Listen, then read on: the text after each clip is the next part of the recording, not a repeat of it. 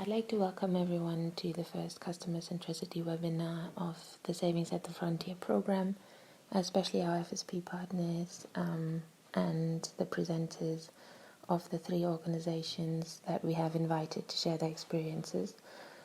I think the key reason to doing this webinar now is the realization that there is still a key challenge in designing products and mobile digital interfaces that encourage customer activity and usage, and the understanding that we still have to remove hurdles and barriers to access, but also the signals and continued effort of experimentation and incremental improvements to the existing offerings that our partners are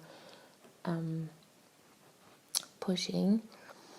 And I think customer centricity has been the guiding theme for our learning events and research activities, but has been mostly spoken about in the context of human-centric design approaches. And with this webinar, we'd like to introduce an alternative, a complementary approach that makes use of behavioral science concepts, psychology, neuroscience, to describe and predict decision-making of customers and behavior of customers individually and collectively. The behavioral design approach is different from the human-centric design approach in that it often comes with less upfront investment, research, prototyping, piloting, but uses methods such as rapid A/B testing, behavioral diagnostics, and actually looking at existing data, analyzing existing data accurately, trying to interpret this data that already exists in organizations. So we would like to introduce three consultancies that we've invited. They are all based on the African continent, working in the financial sector and supporting financial services providers with behaviorally informed product and process design and data-driven design. Processes that they design or help design could be, for instance, agent incentive frameworks or staff incentive frameworks. They can streamline operational processes, but most of their work is done in the financial services design. Thank you, Hannah, for organizing this for us. I really appreciate the chance to both meet all of your partners on the ground doing Savings at the Frontier, as well as other behavioral firms in this process. I'm going to share my screen now. Can I get an indication of whether people can see this? Yeah. Great. And this will be slightly interactive in the beginning. So if I ask a question, feel free to unmute yourself and respond. I'll be presenting, so my name is Manasi Desai. I'm a vice president at Ideas 42, and I oversee our international financial inclusion and financial health work. And I'm also presenting with my colleague, Lois Ari, who I'll let her introduce herself. Yes, thank you, Manasi. I'm Lois Ayi. I'm based in Ghana. I work with Ideas 42 on financial inclusion projects and also on cash transfer work. Great, and we're both quite excited to talk to you all today. We're going to start with a quick introduction to behavioral science and our organization, but we'll also take a moment to pause and talk about the difference between behavioral design and human-centered design. And then after that, we'll allow you to ask any questions you have of us about that distinction, and we'll invite our fellow presenters outside of at Gravity Ideas and Busara to also respond to those questions. So quickly to start, the Intro to Behavioral Science and Ideas 42. I want to ask the group which green bar is darker to them. So either the one on the left or the one on the right. Feel free to unmute yourself and answer. Right. The right. Any other answers? Right. Right. Okay. Not the left? The same. They're both. Oh, someone's smart. So yeah, what we actually find is they're the same. So what it is that looking at them with different contexts, with different lines around them, make them look different, but they're actually quite the same. So we often use this example to highlight that context matters, and that in our behavioral design work, we pull in a lot of insights about how human beings behave, how human beings make decisions, how they take actions, how they perceive different things. But actually, we find it very important for us to both think of human behavior in the universal sense, as well as understand how it interacts with this environment. So in a lot of our work, we focus on understanding the context of every partnership we're working with, to make sure we're taking that into account in our assessment of designs and human behavior. All of this is to say that our brains are clearly a little tricky in how they perceive things. And as much as we all try to do the most rational thing or perceive things the most accurately, there are things about how our brain behaves that are a bit mysterious. And I think a lot of economics up until this point has been focused on sort of an idealized way that people behave. But with this emerging practice of behavioral economics and behavioral science, the focus has switched more to how people are actually behaving. And I think this is actually a really powerful tool for us to use when we're thinking about designing products, designing processes, designing programs or policies. And we'll talk a little bit more about that. So essentially, behavioral science is the study of human behavior. It falls at the intersection of various fields, primarily around economics, psychology, neuroscience. We're seeing applications of it in a lot of other practices like political science and other areas. And it's sort of an exciting new approach that we're all finding quite rewarding in terms of understanding why things that seem perfectly well designed, that should work perfectly well, actually maybe falling just a bit short. I'd like to ask the audience if they can tell me whether they see something wrong with this picture. Well, the irony is, of course, people using an escalator to go into a fitness club. Right. So what we find here is that though these people clearly have an intention to exercise, they've gone to the gym and they've sort of given up their first opportunity to do so. And the reason we think this may be happening is because people have sometimes automatic responses to different situations. And so if they generally take the escalator, they may just default into taking the escalator in a scenario, in any scenario, even if it's one where they're looking to exercise. I would personally argue, though, that these people are doing better than I'm doing. I regularly have an intention to exercise, but don't even make it to the escalator in front of the gym. I'm curious if other people have a similar issue where you have an intention to exercise or do something good for yourself, but somehow don't make it work all the time, at least. I'm going to take that silence as the fact that I'm alone in this, but I suspect I'm not. So what we know is that there's a sort of typical assumption about human behavior, one in which every time someone has an intention, they take that action, right? So if I have an intention to go to the gym, I must always go to the gym. If I have an intention to save money, I must always save money. Although this is ideally what's happening, we know that this is actually not true. What it really looks like is a bit more like this. I have an intention to do something, like let's say go to the gym, but for various reasons in my context, in my situation, I either take that action or I don't take that action. And it's sort of in this space in between where we really think about behavioral science having a lot of added value. Is sort of understanding the different components that may prevent somebody from taking an intended action and better designing programs to allow them to sort of meet their goals. And so a lot of our work focuses on what we call an intention action gap. And we think this is actually a really powerful thing, and it's something I want to pause on, because it's not only something that's important for kind of understanding behavioral science, but it's also important for thinking about how we apply behavioral science in settings where we're trying to increase social welfare. Because arguably, like, an understanding of human behavior and the human mind could be used for purposes of marketing or for purposes of getting people to do things that they wouldn't necessarily want to do.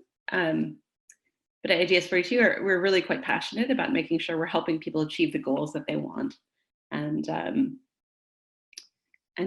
take the behaviors, do the behaviors that they're intending to do.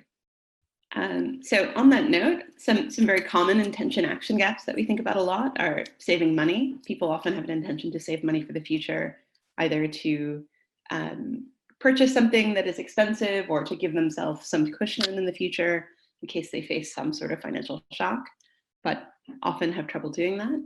We also think there are attention action gaps around signing up for a product. Even after you've signed up, there could be an intention action gap around regularly using that product. And finally, we think there are many intention action gaps around preparing for future events.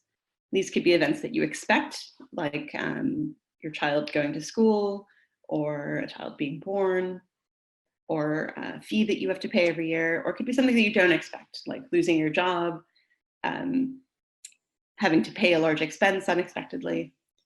And so often our work in behavioral science is in thinking about bridging a lot of these gaps. And so if you think about it, this is actually kind of a big concept, because actually every day, billions of people around the world are making trillions of decisions at work, at home, and everywhere in between. And they're constantly dealing with these intention action gaps, and they're constantly trying to pursue their aspirations. And often they're doing this while facing sort of suboptimally designed programs, or programs that don't enable them to take those actions. So all of that is to say, we at Ideas 42 are working, we're sort of a nonprofit organization that works at the intersection of psychology, economics, and design.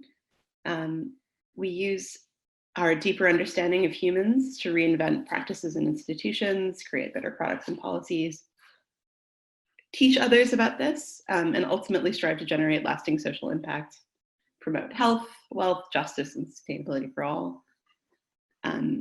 We take this very seriously as an organization. It's something we do for ourselves as well. We're constantly hacking our own lives with this framework, and even pranking one another using some of this stuff. And I think it's an exciting world to enter into. And I think almost all the partners we've worked with in the past have started to see it and have been able to like apply this stuff a lot more on their own after working with us.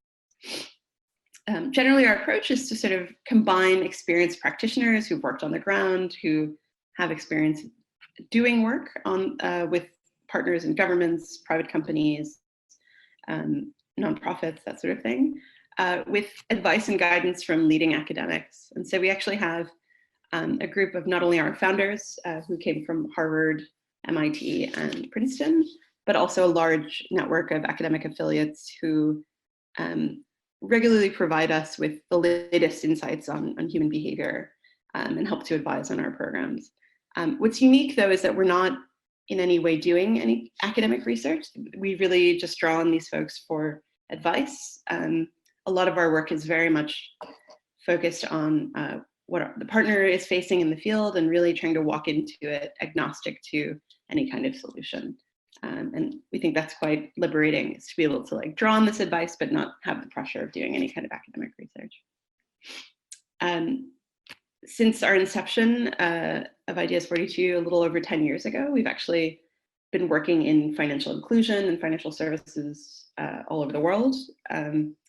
Most recently, we've had partnerships in digital financial services, specifically across 12 countries with commercial banks, telecoms, insurance companies, MFIs, fintechs, and governments.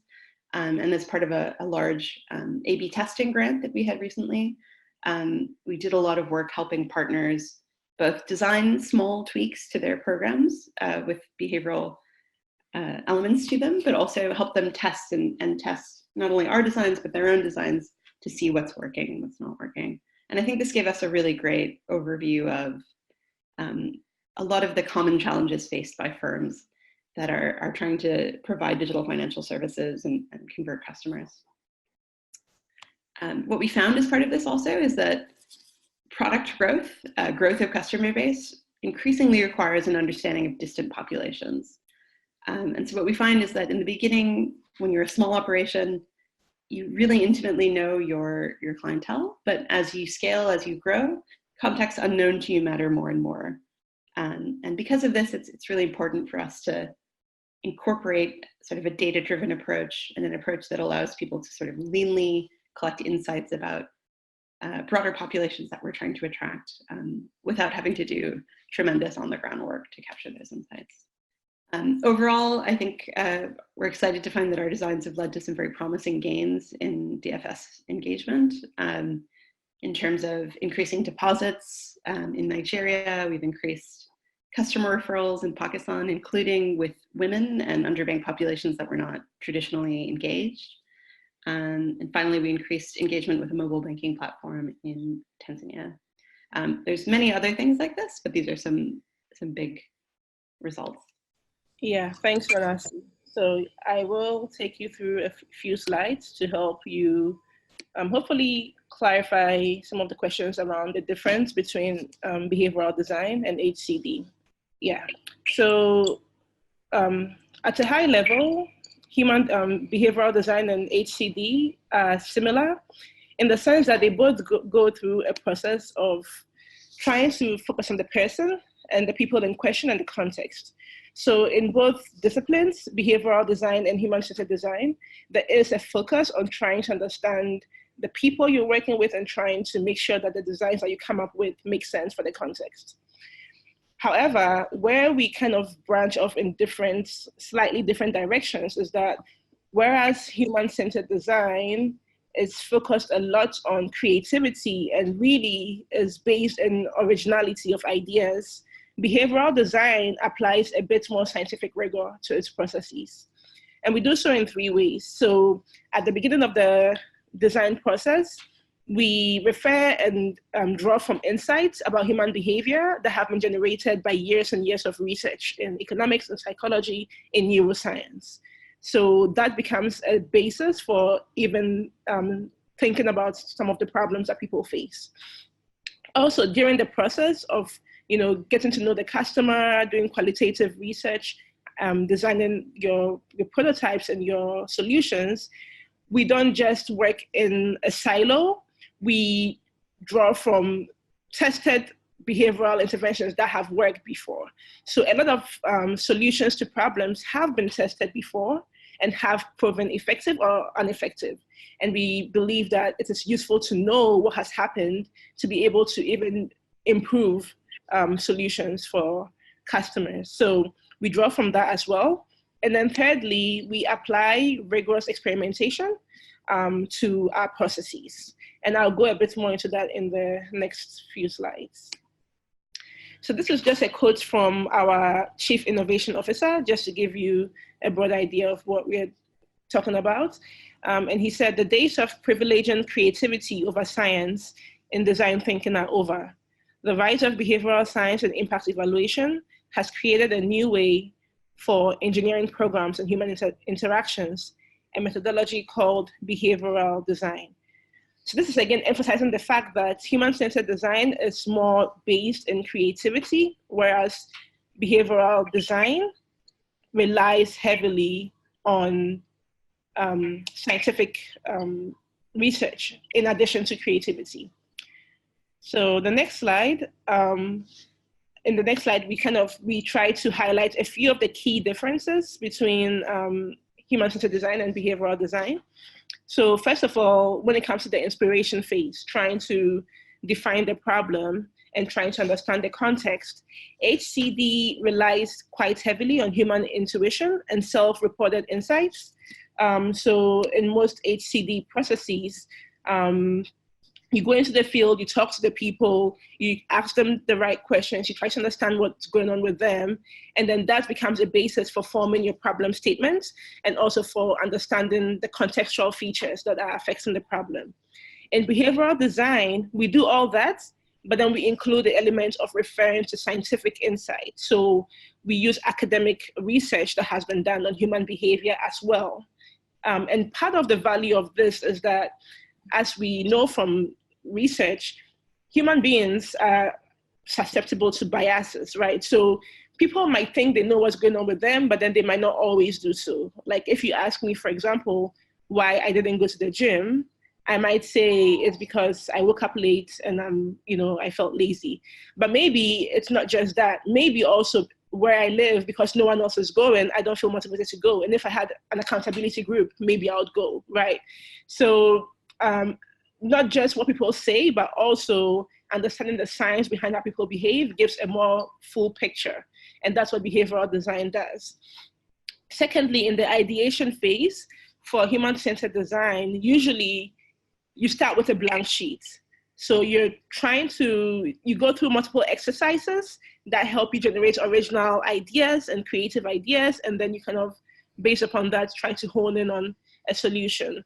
And so there's a big focus on getting at this big, idea, this big insights that can help you, solve your problem.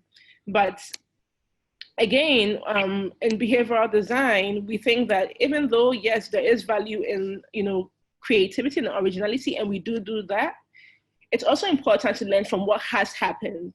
There has been a lot of application of behavioral design already in trying to solve problems, and lessons have been learned from that. So we refer to those as well, in addition to creative thinking. And this is exactly what happens in the private sector. For example, in engineering, right? We credit the Wright brothers for inventing the airplane, but actually they did not invent it from the scratch, right? The different components of the plane were based upon previous interventions that had been done. For example, how the wings were created is based on technology from the 1700s. The engine had been developed before and was was refined to be better. So in the same way, there is value in not just starting from a blank sheet, but seeing what has been done and improving that. And then thirdly, when it comes to testing, in human-centered design, usually testing involves prototyping with users. So you create a prototype of the design, you go have the users try to use it, you ask them questions about their experiences, and then you make changes. And that is well and good, but we go a step further. We do prototyping, but then we also go a step further to actually do rigorous experimentation using the gold standard, which is randomized control trials, or sometimes using A/B testing, where we don't have, depending upon the resources and also the client's priorities, we decide what is the best way to test the designs. But we want to have, data with a high level of confidence to say if our designs really are working, because it makes sense for making decisions about whether to scale up or not.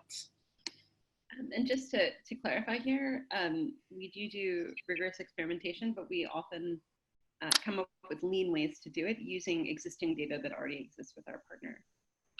So our way of doing this is not the sort of traditional have a big baseline survey and have a big end-line survey. We really try to kind of, as Lois mentions, tailor our testing solutions to what the partner is able to do on the ground rather quickly and within sort of their business cycle. Yeah, so all of this to say, human-centered design and behavioral design have a lot of similar features, especially when it comes to the ideation process and how, they try to understand the customer, they try to build prototypes, they try to see if it works for the context. But behavioral design, on top of that, adds a more rigorous scientific approach to how it solves problems. So I think at this stage, I'll open up the floor. Oh, sorry. Okay, there's one more slide. So the implications for organizations is that if you use behavioral design as against human-centered design, it gives you access to the latest scientific insights in human behavior. You're not just working on what people think, but then also what has been tested and proven. It also helps you overcome your own blind spots and the customer blind spots, because people do not always completely understand what's going on with them. And people are not always aware of their own biases. And then, of course, it leads to low-cost design tweaks that are effective, because when you get to the root of the issue better, you're able to create better solutions. And through rigorous testing, you have a higher level of confidence in whether your products are working. Whereas, without that, you might have a sense that it's working based upon customer feedback, but then you might not completely be confident on whether that's the case or not. overall, one thing we want to just emphasize is that, low cost design tweaks can have outsized impact if the right amount of rigor is put into the design process. At this stage, I would pause for a discussion, and I would like to repeat what Manasseh said. Okay, 5 minutes, says Hannah. I'd like to repeat what Manasseh said, which is that all the other behavioral firms can, respond to these questions, and let's have a conversation about it.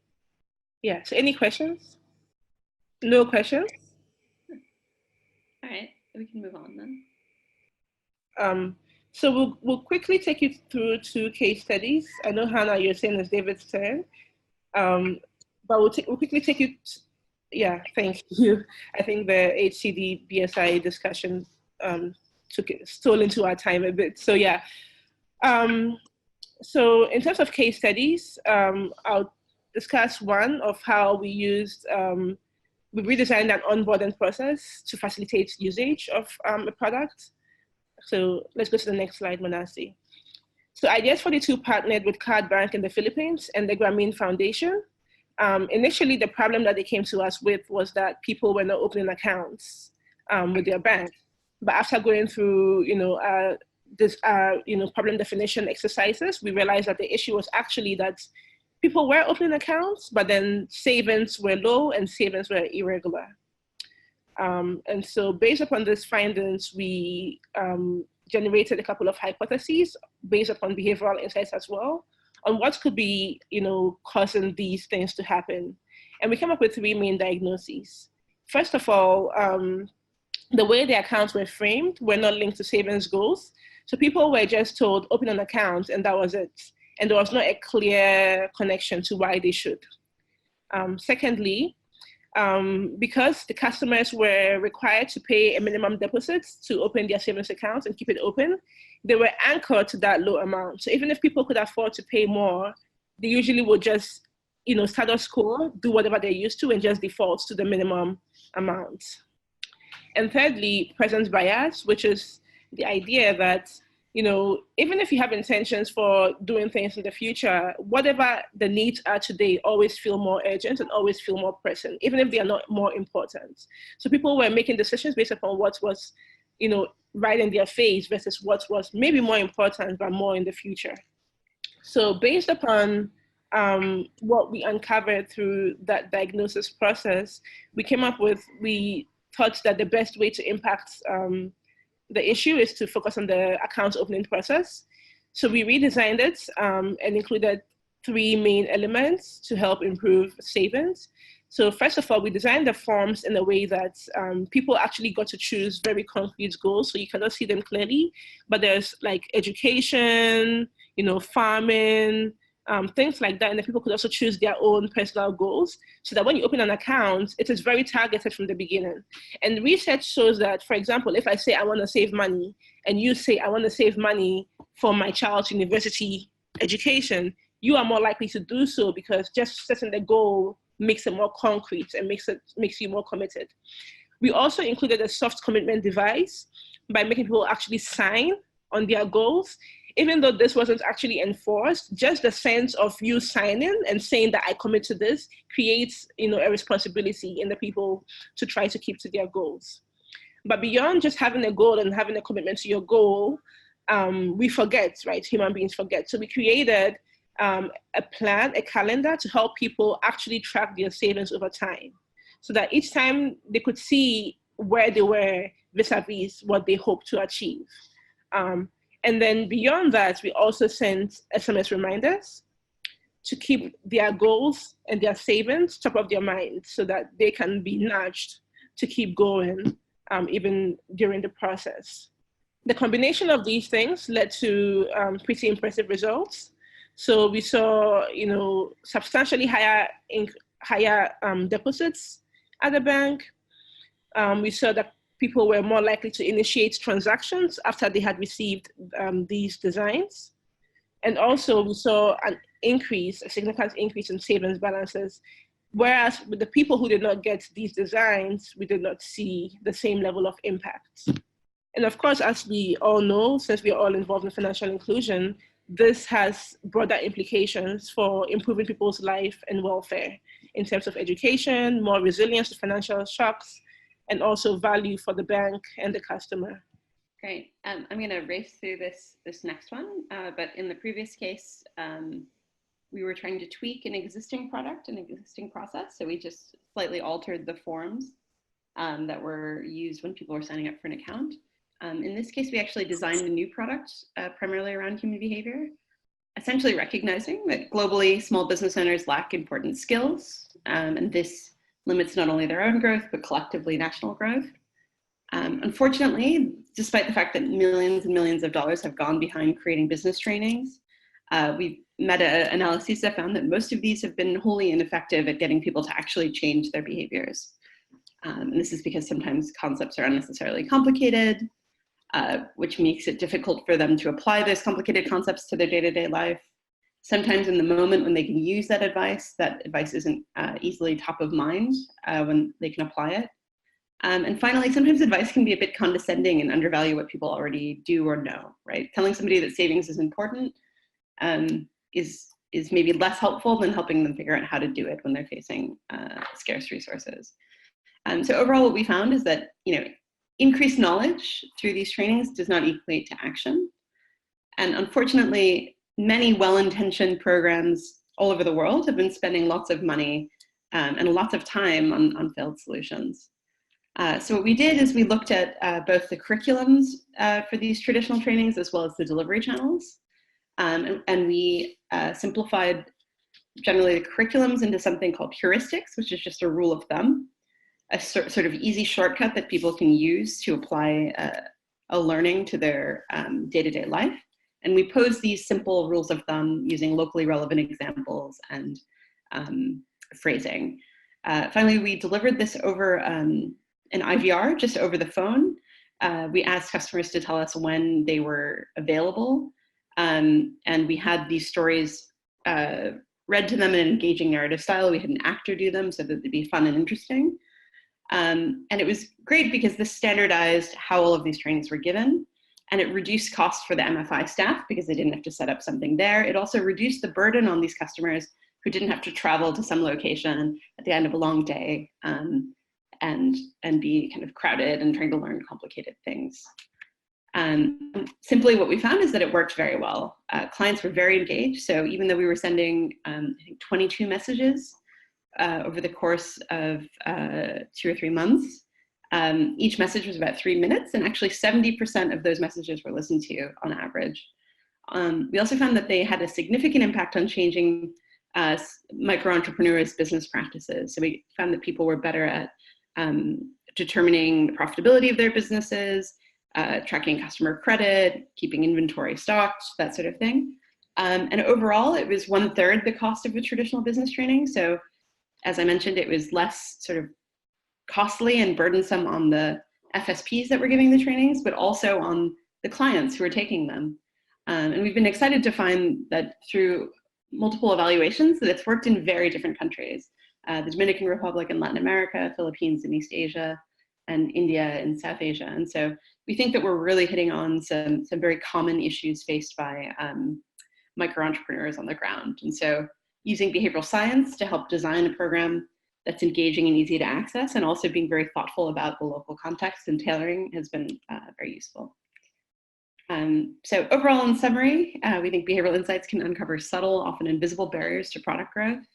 Low-cost designs can have outsized impacts, and context matters. We'll stop there and transition to next group, unless there are questions. Thank you, Lois and Manasi. If there are no questions for now, we'll have some time at the end of the day. David, can I ask you to share your screen with us? Thanks. Yeah, I'm going to skim through this just because I know we're a bit behind time. But yeah, so I'm David Parrott from Gravity Ideas, and thank you so much for the invite, and really appreciate your time and the ability to share what we do at Gravity. So we think of ourselves as a behavioral design consultancy. What that means in a nutshell is that we use insights and techniques from the behavioral sciences to better understand and improve the design of products, communications, services, and policies. And importantly, insights and techniques, just a bit more context on that. So insights being these kind of evidence-based theories, both in terms of how we understand current behavior and also in terms of how we design interventions. And then techniques being the way we run experiments and the more technical aspects of how we analyze data. So taking both the sort of theory that's grounded in good evidence as well as the technical components of the behavioral sciences and seeing how that can be applied within a business or government context. So importantly, I think it's something we get a lot. It's just how we sort of distinguish ourselves from researchers in behavioral science. And I think the folks at Ideas 42 briefly mentioned this or chatted about it. But the idea is that people doing research in the behavioral sciences tend to be quite domain specific because they're adding to the canon, adding novelty, and because of that, they tend to narrow in and focus on a very particular mechanism. Whereas the practitioners, which is where we would fall into, are not so domain specific, more domain neutral, and are more users of those insights that are coming from these researchers. And because we're domain neutral, it means that we can step back, have this broad view of the behavioral literature, and see what's most relevant to the particular problem that we're working on. Similar again to some of the Ideas 42 stuff, we think of behavioral practitioners, people in behavioral design as focusing on 4 cornerstones, I suppose you could call them. The one being behavioral mapping, so that's identifying target behaviors and the various techniques and frameworks to do that effectively. Diagnostics, so getting to the root cause of current behavior, really getting into the drivers of current behavior or the barriers or blockers from the behavior that you desire. Prescription, so designing interventions based on evidence from the behavioral sciences, and then experimentation, and that's everything from sort of qualitative testing or usability testing through to more rigorous field trials. So I'm just going to give you a bit more context on each of these 4 cornerstones. So behavioral mapping, as I mentioned, that's around this idea of identifying the particular behavior that you're looking to change and thinking about what are the decision points or the action points that lead up to that desired behavior. And although this this can seem quite trivial from the outside, this is actually one of the areas that we spend a lot of time doing because it's really just important in terms of having a good project to get uncomfortably specific about the behavior that you're focusing on. So let's take an example, something like a client's savings. So let's say the business was looking at improving as a metric assets under management, and they wanted to do this through improving client savings. You might break that down into the different behaviors or ways more broadly that you could improve client savings. So one way would be reducing the amount of switching into other accounts. You could look at just increasing contributions, so people putting more money into that account on a monthly or weekly basis or in terms of lump sums, and then withdrawals, so limiting clients from withdrawing the money or adding friction to make it a bit more difficult. You then want to narrow in even further and go, let's say we're focusing on contributions and getting clients to contribute more to their savings accounts. How might we do that? So thinking about things like we might look at how we could get them to change their escalation rates or set up debit orders, or just change the debit order amounts that they contribute on a monthly basis, or prompt them to set up or add a lump sum when they have a windfall, such as a bonus at the end of the year. So again, we're not just stopping there. We're really getting into the detail of what specific behavior is the most likely to kind of drive that overarching objective of improving client savings. And even there, we might want to get more specific and just think about when and where. So is it online? Is it in a branch? And when, is it at the beginning of the month? Is it at the end of someone's day? Where in their sort of lives are we looking to intervene and change their behavior? And this process is, as I mentioned, really important because it kind of sets the foundation for the rest of the project and helps you understand whether or not, the behavior that you're focusing on has been successfully changed or not. Some learnings: don't start too broadly. That's something we get often. Very broad and ambiguous behavioral objectives. Often what happens then is we start breaking it down and we have multiple behaviors, and there needs to be a prioritization process, which can often be biased. So coming up with a good framework for doing that's important. And then also on the other side, don't start short. So something we'll see is people will focus on things that are easy to measure, like measuring open rates on an email when your objective is signups for a new financial tool. So really making sure that you validate the assumptions between decision points so that interventions that you put in place along the way really do actually drive that overarching objective that you're trying to achieve. The next sort of cornerstone is diagnostics. So looking at what the root causes of behavior are. So once you've identified that behavior, really digging into what might be causing it currently, but then also think about that desired behavior or that behavior that you want to change or move the client towards, and thinking about what might be the blockers or barriers to that. So we use a bunch of different approaches, trying to triangulate and get down to what those causes are. So we leverage off the existing behavioral literature. We look at administrative data, so that's data that's produced by the banks and their clients, and also primary research. So things like ethnography, user interviews. We can learn a lot from people like frontline staff who interact with clients on a day-to-day basis and have a good intuition of how they experience particular transactions also. So just a case study here. So again, the idea being that we get to the root cause of a current behavior. So in this situation, we were working with a bank and they were looking at how they could get clients to consolidate their debt more effectively. So this is a huge issue. Clients in South Africa, bankers having multiple forms of debt, store accounts through to loans, through to other subscriptions, and so that was the objective.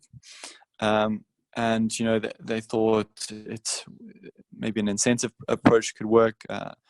Maybe they just needed to communicate or educate the clients that by doing so would save them time and would be a low interest rate. Just from a rational perspective, it would be the right thing to do. But once you go into a diagnosis phase and understand what's actually going on there, you can see that people's mental models, or the group that we were sort of focusing on, and this has been seen in previous research, is that people in situations of scarcity, in situations where they don't have a lot of income, are really motivated to keep channels to finance open as much as possible, to keep that access open, so that if one or two close, they're not dropped into the situation where all of a sudden they can't pay for their child's dinner or school books.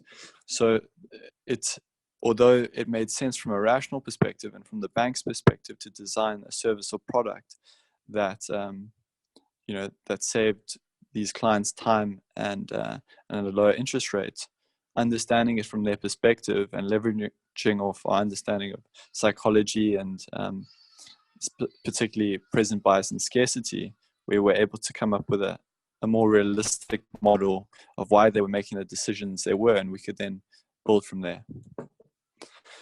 So some learnings in terms of diagnostics. The first would be to really watch out when you're doing primary research, so things like interviews, that you avoid social desirability bias, that people are going to say things that might be in line with their intentions or how they want to be perceived, when in actual fact they're behavior within particular context is just the opposite.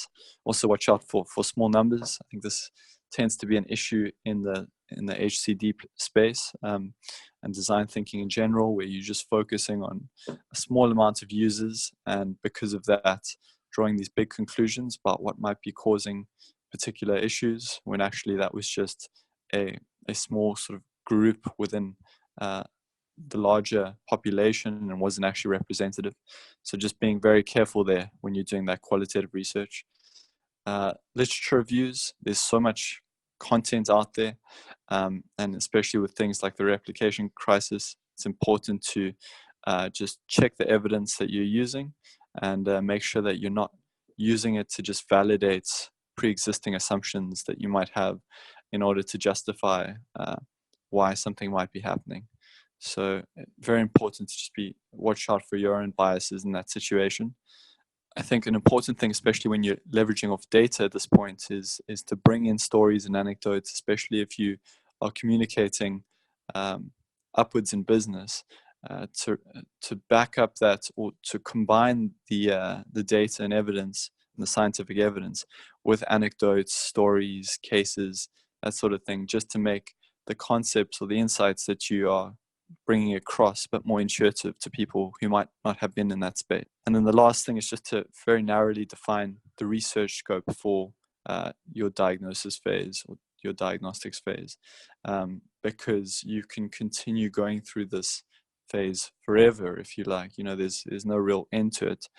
So just being clear up front and committing to that is important. In terms of prescription, so this is this idea of identifying behavioral tactics and looking to design interventions, and obviously you're leveraging off your understanding of the diagnosis and then ancillary causes in order to guide you in this process. But you're also looking at the existing behavioral literature that might guide you as to what has worked in the past. You then, once you've generated a set of evidence-based tactics, prioritizing those and thinking about things like feasibility, impact, maybe things like the bureaucratic or political elements within the organization. How likely is this intervention to take or be adopted, things like that. So going through a sort of custom-made or tailored prioritization process that's relevant to your organization. Then it's really useful to prototype and try to get that in front of both internal stakeholders and external users, just to get a bit more intuition about what might work and what might not. So just an example of an intervention that we ran. So again, we were working with a bank here in South Africa, and we were looking at a particular cohort of clients who were likely to go into arrears within the next 3 months. We looked at these clients. Most of them had multiple loans. They tended to prioritize these loans and repayments of these loans based on social drivers, so how much they're sort of liking for the company rather than things like interest rates. So it wasn't a rational prioritization of repayments. And obviously this required a lot of motivation to do. They weren't just setting up debit orders. Often they would have to go into branches or into stores in order to make the payments. So there was a lot of action required, and that required a lot of motivation in order to perform. So a big thing we looked at when thinking about this case was that when it comes to motivating people to perform particular actions, especially if there's effort required, consequence framing or threats, compliance, that sort of thing isn't very effective. You want to get people to start performing new behaviors. More motivational, positive frames seem to be more effective. So in our intervention, what we did was we looked at something called an ally frame, where we, based on the approach avoidance literature, and thought more about how we could use the consultants who were interacting with these individuals and reminding them to make their payments, to act more like allies, supporters, people on their side, empathizing with their situation and their problems, and providing them with education where necessary, as opposed to the typical approach of telling them that they needed to pay their money and warning them of the consequences if they didn't, which can be quite paralyzing. So this reframe and use of the ally approach seemed to be really effective, and the intervention had a good impact for the bank and for its clients. I'm briefly going to touch on this one. So this is just a bit of work we did a while back, actually, for competition, but I thought it was relevant. In Singapore, they were just looking to get Singaporean citizens to manage debt more effectively. And so the intervention we came up with in this situation was leveraging off an insight called panopticism, or this idea of the Hawthorne effect, that you're more likely to behave in line with your higher intentions if you feel like you're getting watched. And so what we did, our insight there was that a lot of people that we were targeting were living in high-rise buildings in the center of Singapore, and one of the laws in those spaces is that your post office must be publicly visible from the streets and to your neighbors. And so people's post was this really visible component that we could leverage off. And so what we did was we just took the monastery authorities' letter that they were sending out to get people to repay their debt, and just changed the color of it to this dark blue in line with the brand. The idea being that most of their post was, conventional generic white color, and that this would just stand out in contrast, and with that be an effective driver for them to change their behavior. And the idea, it didn't necessarily have to be the case that their neighbors around them knew that what the color meant. It just had to be the case that they thought that they might knew, and that might be a strong enough motivator to get them to change. So some learnings just with the prescription side. Really important that you don't just start with a workshop and ideate from there, blank slate. Leverage off the existing behavioral evidence. There's lots of stuff out there. Test prototypes thoroughly and involve all stakeholders in the process, from frontline staff who are going to operationalize some of the interventions through to high-level decision makers and leaders who often have to sign off on these kinds of initiatives. So really important just to think about who your stakeholders are in the process and involve them. I'm going to very quickly run through this last sort of section, which is around experimentation, and the core idea being here that in order to understand whether your intervention has been effective in changing that behavior that you identified at the beginning of your initiative or your project, you want to run a more rigorous kind of experiment than just usability testing in order to see if that change actually occurred. I think a big part of behavioral science and where it's really gaining traction is in this idea that focusing on outcomes as opposed to just outputs. It's not that we're just designing elegant solutions, it's that these solutions are going out into the world and really doing work, and that's how they are defined in terms of their success.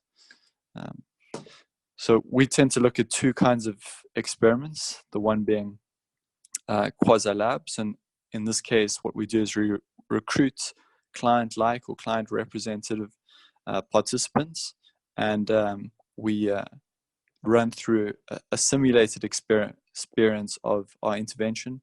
We have a control group and a treatment group, sometimes two treatment groups, and we see if the intervention has changed the particular behavior. In the other case, we look at broader field experiments. This is typically thought about as things like A/B testing, but then can also go to more rigorous forms like randomized control. So I'm not going to have time to get into this. I just know I'm a bit behind. So I'll just go to the learnings. So in terms of learnings around experimentation, really important not to assume impact just because you put an intervention out there and it seems from your perspective that it's going to be effective, that it actually will. Testing is really important, especially when you're confident around the effect of your intervention. There's always concern about pre-post evaluation. So make sure that you're running a control in parallel to your intervention. Pre-post can be effective, but there also might be things like seasonal effects that can really conflict with the picture that you're drawing from the study that you're putting in place. Don't mistake signal for noise. So make sure that you have a big enough sample that you're able to extract a proper signal for the behavior you're changing, and that it wasn't just random chance. Dig into the subsets of your behavior. So oftentimes it might look like there's been no effect, but if you have a broad enough sample, you can really get into different client segments and understand that in one particular area, the intervention had a strong effect. It was just crowded out by other segments. And you can then delve into that deeper and think about why it changed that particular segment's behavior and learn something important. And then lastly, pay attention to externalities. So an example here was some work we were doing in Bangalore in India last year, and we were looking at how we could get rural Indians to set up a bank account and get into the financial sector. And one of the things we were looking at there was around loan repayment, and what we found was that there was an NGO set up to offer females in some of the rural villages around Bangalore these really low interest loans, and they built up good relationships with these individuals. But what they found was that they looked at this metric of payment timing as their success measure. So they were putting interventions in place and thinking, if we can get people to pay their loans on time and in full, then we're doing a good job. And what we found through a bit of ethnographic research was that often some of these women were making those payments on time, but in order to do that, they were taking out loans from informal loan sharks at much higher interest rates because they wanted to keep that relationship going with the NGO. And so they were putting themselves into this worse situation, but from the perspective at face value of the NGO, it seemed like they were doing a good job. So really think through and think what might be the consequences at a second or third order of the interventions that I'm putting in place. Great, I will leave it there. Apologies for going over time a little bit. And yeah, let me know if you have any questions. Great, thank you, David. Are there any questions that are burning? Otherwise, I'm suggesting that you'll start with the last presentation, and then we'll have some time, 10 minutes for questions. All right, thanks, Hannah. I hope you guys can hear me okay. I'm just gonna try and go ahead and start sharing my screen and move on to the presentation. Give me 2 seconds. So thank you guys. It's really a pleasure to be on this call with fellows practitioners in behavioral economics and also with FSP partners and Savings at the Frontier program staff. Really excited to be able to share experience in driving behavioral economics and applying it within a financial inclusion setting. So I'm going to quickly go through this presentation. I will skip over some bits just to make it not too repetitive. And so I'll walk you briefly on who Busara is, so you have a sense of that, and then share with you at a very high level some perspectives of things that we've learned from our work in financial inclusion. So this is with working with banks and microfinance institutions, mobile network operators in Kenya, Uganda, Tanzania, and Nigeria. And so you'll get a sense of what our learnings have been so far. And then I'll keep bringing it down to specific examples as we go along and try and make it relevant to different things that we'd be interested in as a team. So quickly, as Busara is a research and advisory firm. We're based in Nairobi, Kenya. We have 100 staff and are able to crisscross the globe through our 5 offices in Africa. So the way we tend to work is similar to our counterparts. We are very rigorous and focused on trying to understand contextually what are the drivers and levers to promoting certain types of behavior, and complement that with rigorous testing and rapid prototyping before we propose that things go out to scale. We've applied our approaches in a number of sectors, from financial inclusion to health, agriculture, and energy, but today I'll focus specifically on financial inclusion. All right, so let me share with you some perspectives from our work on or in financial inclusion. And so this is distilled from different engagements, experiments, diagnostics that we've done. So there are 4 major things that tend to influence individual decision making. So one is the environment. So what we've learned is the context in which people are making decisions is important. For example, just as probably the FSP practitioners in the room would know, you can't necessarily have a conversation with someone on savings or on credit if they're not, for example, in a place or in a mindset where they can do that. And there's a particular reason, perhaps for that reason, these financial groups that meet very regularly, happen at specific times, and that's where credit officers have conversations about borrowing and saving, as opposed to at any other time. So this context is important, otherwise you don't get the decisions made that you're interested in. The defaults are sticky, so oftentimes our work has been trying to move women or users generally from analog to more digital types of savings and credit. And so the challenge we always find is that whatever people are used to doing is their default, and that is really hard to overcome. So you have to create enough inertia and create a lot of convincing to move people from what they're used to doing to something new.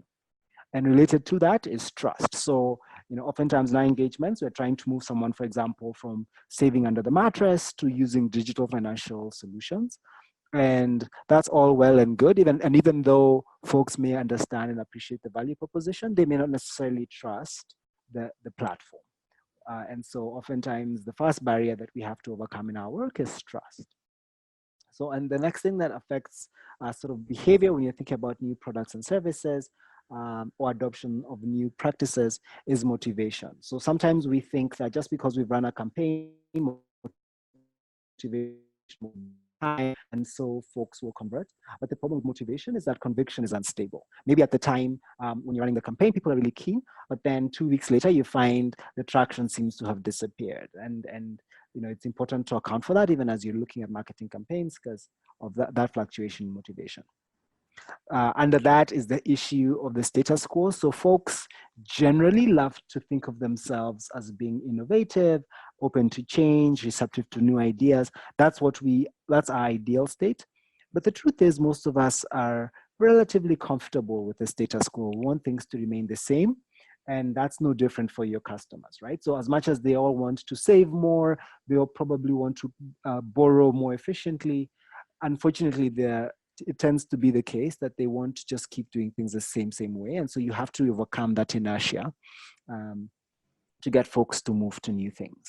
And then the last bit about motivation is identity is important.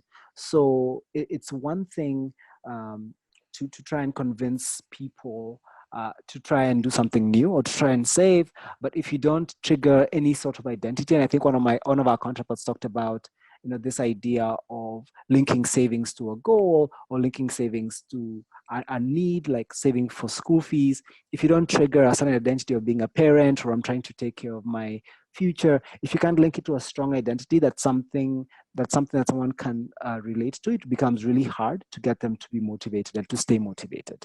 So there's a classic example in the literature where they've actually found that if you tell people do not cheat, it's less convicting than if you tell them don't be a cheater, right? So if you say don't be a cheater, you're aspiring or attacking somebody's identity, and so then they take it personally and they're more motivated to not cheat. All right. So on capacity, this is one area where I think sometimes we tend to get things wrong as well.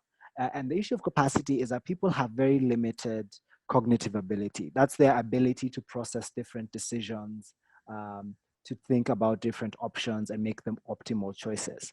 So if you think about a new savings product or a new credit product, we often think that if we have a better value proposition that's superior in some sort of way, customers will gravitate towards it. But the truth is that takes time and effort. So they may not necessarily do so because they're also trying to optimize for other things.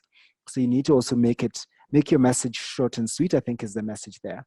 So that then we don't have situations where clients can't sort of match up and can't meet the new opportunities that are arising. The other bits about, the first two bits about capacity, one on present bias is this whole idea about folks are very anchored on what's present, what's there today. So if you can get people to avoid making decisions tomorrow, but making things today, making the decisions and their choices today, that becomes much, much easier. Some of these things are I think they're things that you do anyway. For example, marketing campaigns usually have a very strong call to action. So you want to try and make it clear that, the action that you want people to take is today as opposed to sometime in the future. The issue of loss aversion is that folks generally are afraid of loss. So, if you're running campaigns, if you're doing activities that are trying to promote a new product or service, if you can frame your message around trying to help them prevent a loss. So for example, one campaign that we did in Nigeria was to try and help folks save more. And just by changing the messaging and making it such that end users realize that if they save more today, there's an opportunity for them not to lose out on a discount or not to lose out on some pre-matching funds that we had committed to do as part of the program. That helped to encourage them to save more today. So people are really afraid of losing. And so if you have a way of making sure that your option that you're presenting to them today will prevent them from losing out in the future, that's going to be a very attractive message. So like I said, framing is key. Depending on how you frame your message, you get different responses. Avoid overloading on choice, because as much as we tend to like choice, folks get confused easily. And that's not, and that's not nothing to say about it. It's not any qualitative or subjective judgment about their ability to process information. It's just the fact that folks are overloaded. And so, and on that, depending on what information you provide, folks and your end users tend to get anchored to that. So if you think of a digital campaign that you're running, whatever information you give, folks will hang on to that. So we've had some experiences in Kenya where campaigns are run and information is erroneously given in the beginning, and oftentimes that ends up diluting the effectiveness of the campaign because people still remember the first thing that you told them. So the last two things as I finish through on capacity is salience is everything. So folks have really bad attention to detail and really bad ability to keep things top of mind. If you don't believe me, think about your mobile phone and the number of notifications it sends you. They know, for example, mobile phone manufacturers and social application platform providers know that you will use their applications, right? You will use Facebook, you will use LinkedIn, Twitter, whatever else. But because they know that your ability to keep things top of mind is low, they bombard you with notifications every single day. So it's all about trying to drive salience, and anything you can do to make your campaign more salient to your end users, the better. One of my colleagues talked about commitment devices. We know these are very effective, especially on savings, and I'll get to some examples of commitment devices to either promote savings or general saving behavior. And the rationale here is folks generally like to be committed or reminded of a commitment that they have. And so this commitment device helps to lock folks in and helps to keep them thinking about the decisions that they've made earlier. The last bit on this is mental accounting. So it's surprising, but when you think about how people allocate money, what we found is that folks have these buckets. So and I think one of my colleagues talked about shifting when you're trying to think about how to make people save more. And if you're trying to advocate for greater share of wallet, you're oftentimes trying to shift folks from doing one thing or another. It's either from consuming today or saving for tomorrow. So if you're cognizant of that level of mental accounting that's going on, anything that you can do to make that mental accounting easier makes it easier for you to accomplish your goals. So for example, if you know that folks are likely to spend $10 in consumption and only $2 in savings, and maybe their total allocation is $12, if you have a way of nudging them so that you can convince them to spend less today and save more tomorrow, that will help you in being and running an effective campaign. So I'll get to examples of this. It'll become less abstract as we go along. The last bit is on peers. So the thing that we tend to forget sometimes is that we're not autonomous creatures. We do rely on our influence and our social network And this plays into the herding effect. So folks generally want to behave like others, so they tend to behave much like their peers. And I think, again, if you look back at a microfinance setting, there's a reason why, you know, microfinance groups are very effective. You know, if one person is repaying their loan, it's likely everyone's going to repay their loan. So, you know, groups end up being very effective as commitment devices to getting folks to repay loans because of the herding effect. As well, social norms are important. If you have a good norm set up already about the importance of saving, again, things that tend to be inculcated, for example, in savings groups, it's easier for other people to keep saving because their peers are also saving. But then also social proof is important. So as much as folks want to feel like they're part of a group, they also want to stand out. They want to have some uniqueness about them, and they want to be made to feel like they're unique. So I'll get to some examples where we did that, and to show you some of what those results were like. Right, so I'm just going to cruise ahead to talk about some of our work specifically that we've done with different financial service providers. So in 2018, we worked with a mid-sized bank in Tanzania to increase access and usage for for account savings, to explore increase in digital services linked to these accounts, and also to drive salience for savings. So how do you get folks to save more? How do you get folks to link their accounts to digital solutions? And then how do you even get them interested in having these discussions and learning more about the different banking products? In 2016, we did some work with CGAP to support an MNO in Tanzania who was looking to drive up digital savings. And that was the strong focus point on women. And in the same year, we did some work in Nigeria with Women's World Banking, Bill and Melinda Gates Foundation, to explore how do you get women to save more using or via digital financial services.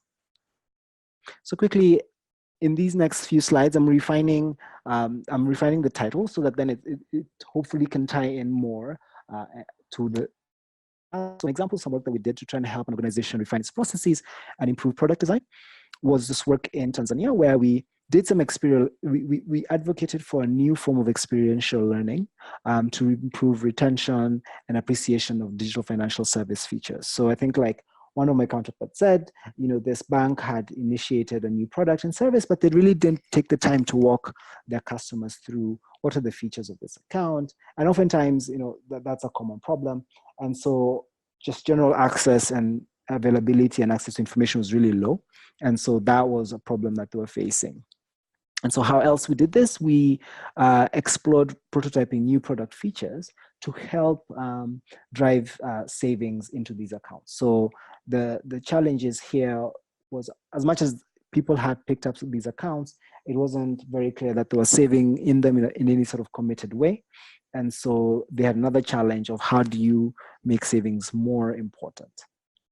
Some of the lessons from the activities that we undertook with this bank were, you know, refining how it is that the bank in this case went about positioning the product, teaching folks about the product, using peers and other trusted partners within the bank to drive product knowledge, were things that could actually be replicated and scaled through customer onboarding. So what we actually ended up realizing is that some of the interventions that we're making on a product level actually could be more systemic to influence different parts of the bank, and coordination with different people within the organization would not only help the banking product succeed, but also helps general customer retention.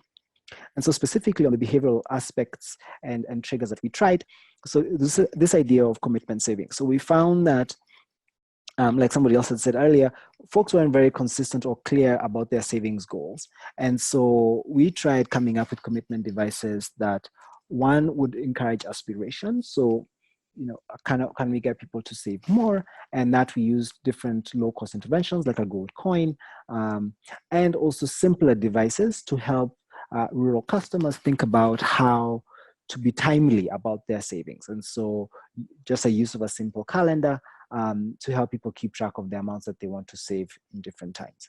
And so what we did find is that folks tended to respond better to calendar-based interventions or commitment devices, because those gave people a chance to think about what do they want to save by a particular time, and so they could move forward. However, some interventions like the gold coin were very effective, but those tended to create and encourage aspiration. So the gold coin was just a simple disc on which an individual would write how much they'd like to save. And so when you give people that chance, they tended to try and put the most that they thought they'd be able to save. So we actually got more people trying to save more with a gold coin, and more people being successful at saving the amounts that they're committed to by using a calendar based commitment device. And so then on the last bit on that was, we found that SMSs actually was very effective in being able to drive salience for savings. And the idea here was that, just the fact that you can SMS someone and remind them that, hey, by the way, you remember you had said you're going to save this amount of money. Here's how much you've saved. Please continue saving. Encouraging them and reinforcing that positive behavior will help to actually prove to be very effective at helping people to save. All right, so just moving along in terms of a user experience with different mobile network operators.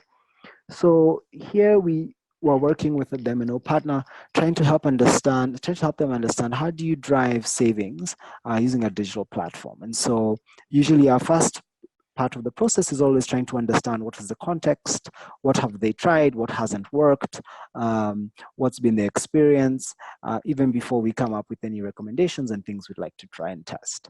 And so we did a behavioral diagnostic to explore what were the barriers to savings, and then incorporated our lab. So we have a mobile lab that we deploy in different markets to help test different behavioral mechanics and explore which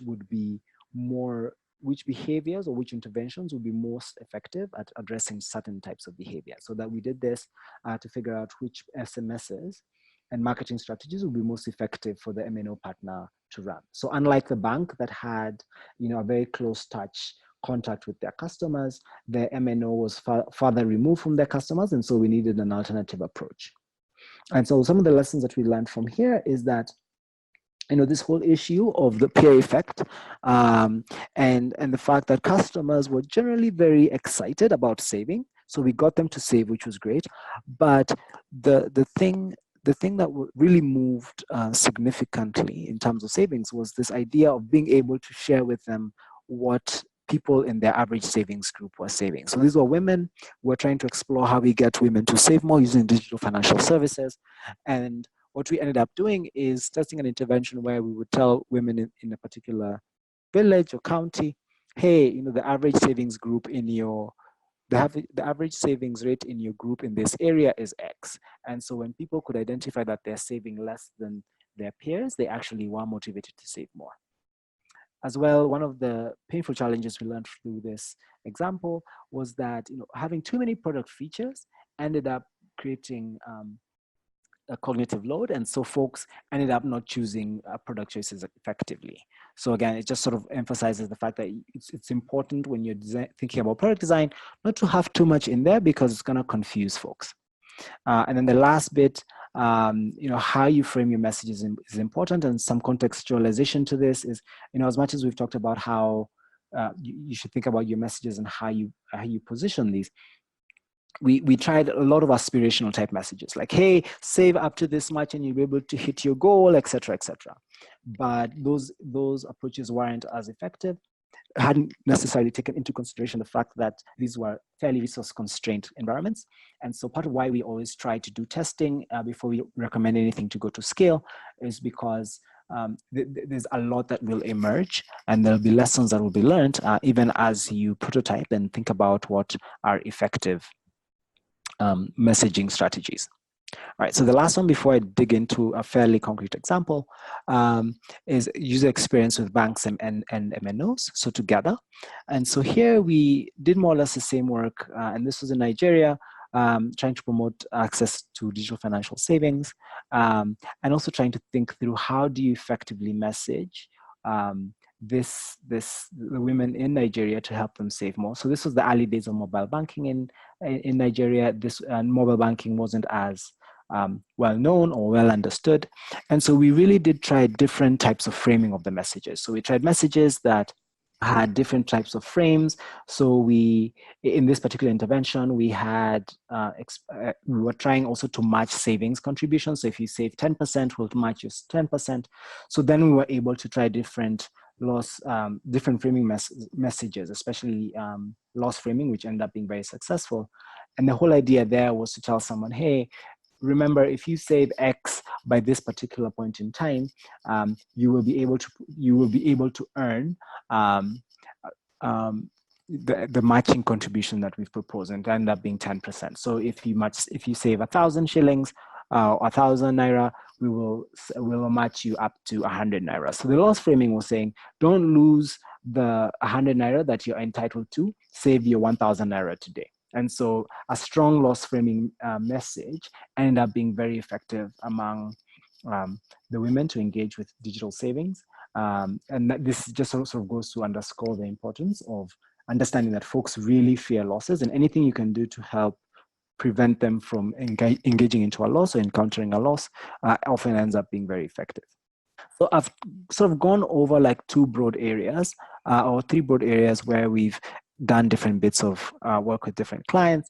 But I just want to dig in deep to one very specific example so that you have something to take home as you go.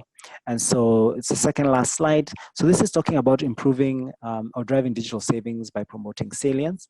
And the idea here was, this was a pension product that we launched in partnership with a private partner here in Kenya. And they were trying to get informal workers to save towards their pension. So it was called Mbao Pension Plan, which is, Mbao means 20 bob in Swahili. And so we're trying to get them to save at least 20 cents every day towards their saving, towards their pension. And so we, after some qualitative work, we figured out that 20 cents is probably the right amount that we can get folks to contribute every day. And so then to help them move along this journey, we thought, hey, let's try different combinations of messages to see what's going to really help. And so on the one hand, we tried matching. So if you save 10%, if you save your amount of money, or a certain amount of money, will give you 10% or 20%. And so that, and we ended up communicating that in two different ways. So one was telling them upfront in terms of a pre-match, if you save, for example, 100 shillings, we will give you 10 shillings extra, or 20 shillings in the case of 20%. And then post-matching, we would actually look to see how much they saved, and then we'd match it up to 10%. So if you saved, $100, we would then save $10 on your behalf, right? And so we tried the pre-match, the post-match, and then we also thought, hey, let's trigger identity. So let's try and put people in a frame where they think of themselves as parents and saving towards their children's future. So we tried messages that said, hey, just remember, save for your children's future, save only 20 shillings today. And so we did that, and also had the pre-match and the post-match and the pre-match. And then we had a very simple intervention, which was this gold coin. And there's an example there on the left. And that gold coin just showed, hey, this is the days of the week, and this is the different amounts. And so what was very effective, as the graph shows, is the coin matched with post-matching and pre-matching. And this is just because this coin was very tangible and it was something that people could see and make reference to. All right, my very last slide is on how, just changing your user experience, how trust can help you have a much improved user experience. And on this in Kenya, but ended up being scaled into Tanzania. And so the whole idea was, with mobile money, there wasn't good visibility on how much folks are saving. How much folks are incurring in terms of charges when they send money via mobile money. And so what we tried to do is to figure out, how do we, one, empower agencies, so make people be able to take that decision early on in the day in terms of how much they want to send. And then how do we give them visibility in terms of what the actual cost is? So we did a lot of qualitative investigation on that issue, brought folks into our lab to test different interventions and ideas, found some that could scale and that the partner was happy with. And what I'm showing you is the end result. So now in Kenya and Tanzania, if you're sending money via mobile money, before you actually commit to the amount that you want to send, it will show you how much you're going to incur in terms of a transaction fee. So that's the end of my presentation. Sorry for, I think I've run also a bit over, but happy to take a pause there, answer any questions, and take it on from there.